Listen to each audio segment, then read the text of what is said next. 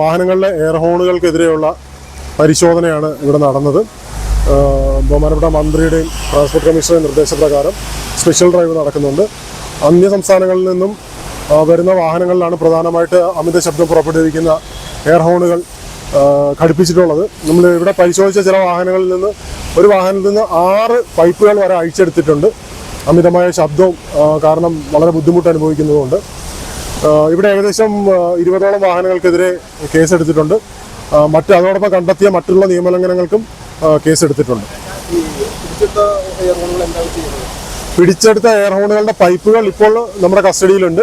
ഈ പരിശോധന അവസാനിക്കുന്ന സമയത്ത് കൂട്ടിയിട്ടിട്ട് നശിപ്പിക്കാനാണ് തീരുമാനം. റോഡ് റോളർ ഉപയോഗിച്ചിട്ടാണ് നിർദ്ദേശം വന്നിരിക്കുന്നത്.